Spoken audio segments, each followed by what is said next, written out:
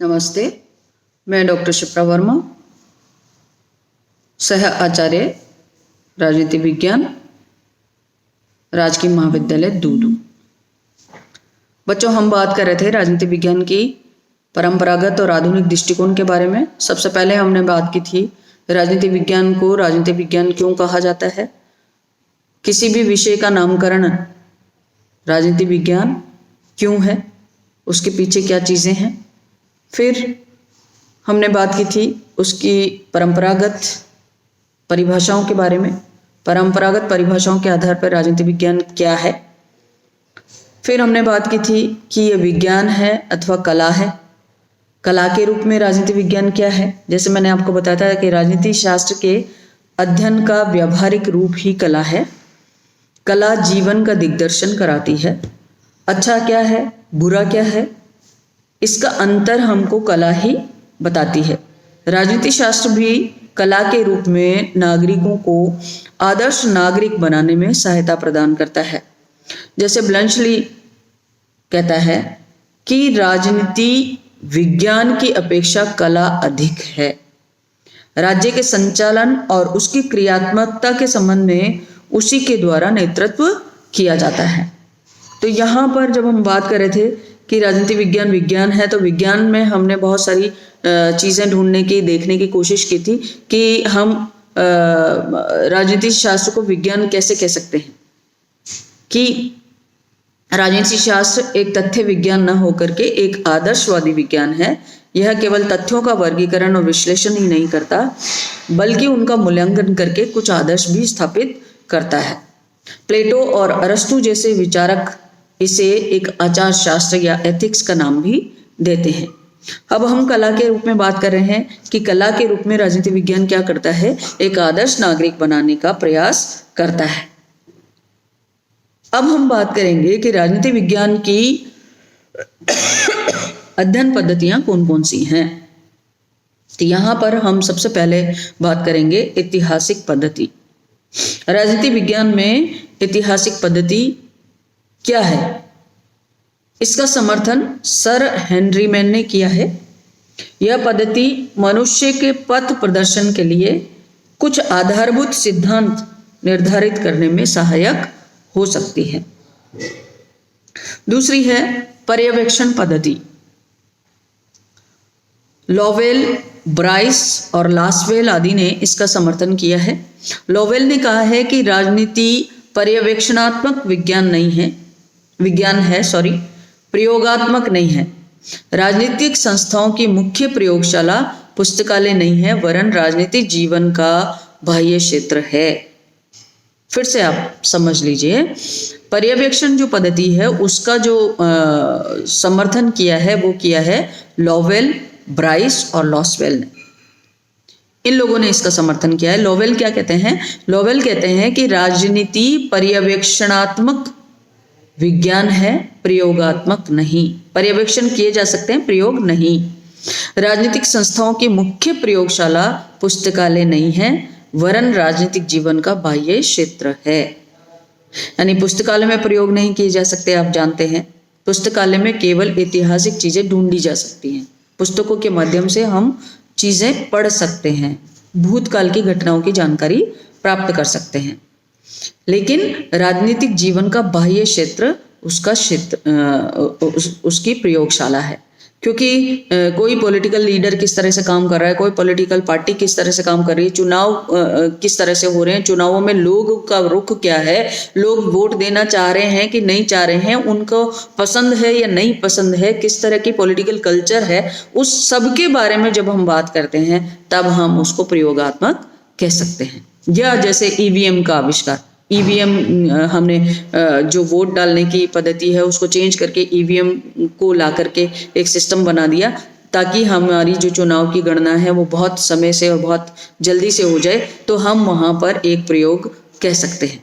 तो इस तरह से ये पर्यवेक्षण पद्धति समझी जा सकती है। तीसरी पद्धति है प्रयोगात्मक पद्धति।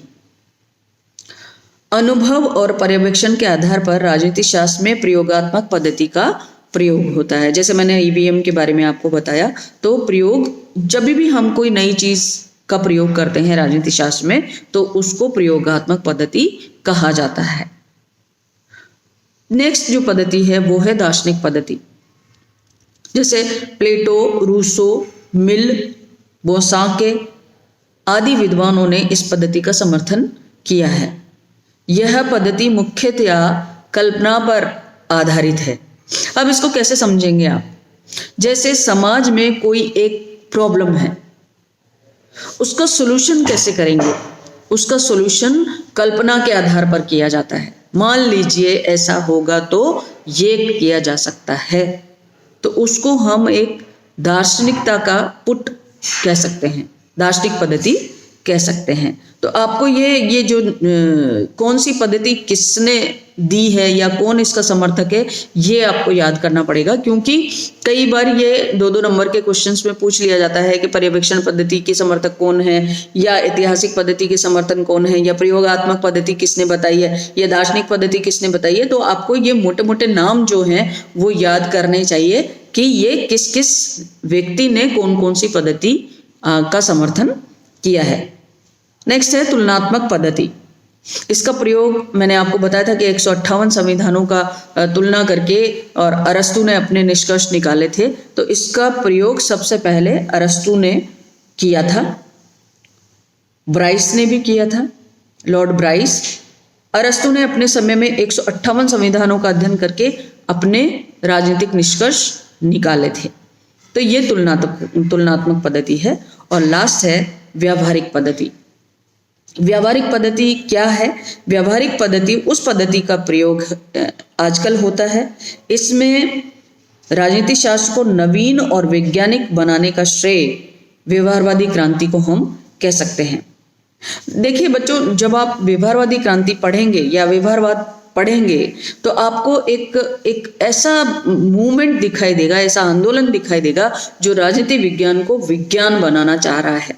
एक बहुत बड़ा आंदोलन हुआ जिसमें बहुत सारे वैज्ञानिक आए, बहुत सारे पॉलिटिशियंस आए, जिन्होंने ये कहा कि राजनीति विज्ञान सिर्फ कला नहीं है, राजनीति विज्ञान केवल दर्शन नहीं है, राजनीति विज्ञान का काम केवल सिद्धांतिक अध्ययन नहीं है, बल्कि उससे ऊपर एक व्यावहारिक विज्ञान बनाना भी राजनीति विज्ञान का ही काम है। तो ऐसे बहुत सारे विचारक हैं जिनको हम जब व्यवहारवाद पढ़ेंगे तो हम आपको बताएंगे कि कितने सारे विचारक हैं जो इस पद्धति को लाना चाहते थे, व्यवहारिक पद्धति को, और जिन्होंने जीवन में इसका प्रयोग किया, जिन्होंने राज्य में इसका प्रयोग किया और प्रूव किया कि राजनीति विज्ञान को विज्ञान कहा जा सकता है। और जब ये मूवमेंट आया, उसी से राजनीति विज्ञान के आधुनिक दृष्टिकोण की उत्पत्ति भी हम मान सकते हैं। तो परंपरागत दृष्टिकोण क्या है? जो राजनीति का सैद्धांतिक अध्ययन करता है,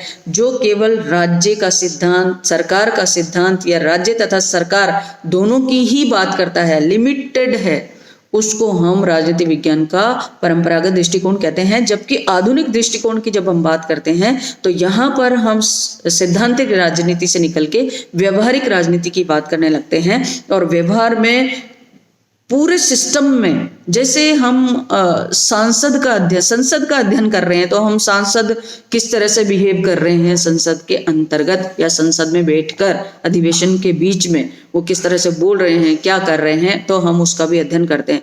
जैसे हम जुडिशरी का अध्ययन करते हैं तो जुडिशरी में कौन न्यायाधीश क्या निर्णय दे रहा है, क्या उसका निर्णय किसी चीज से प्रभावित हो रहा है, तो उसकी भी हम बात करते हैं। तो यहाँ माइन्यूटली अध्ययन किया जाता है जब हम राजनीति विज्ञान के आधुनिक दृष्टिकोण की बात करते हैं। तो क्योंकि वो व्यवहारिक अध्ययन है, व्यवहार में किस तरह से काम हो रहा है, व्यवहार में मुद्रा की स्थिति क्या है, कानून की स्थिति क्या है, पुलिस प्रशासन कैसा है, अंतर्राज्यीय संबंध कैसे हैं, अंतर्राष्ट्रीय संबंध कैसे हैं, प्रधानमंत्री की नीतियां क्या है, जब हम ये सारी बात करते हैं तब हम राजनीति विज्ञान को वैज्ञानिक या आधुनिक राजनीति विज्ञान कहते हैं। तो ये आपको एक छोटा सा याद करना पड़ेगा।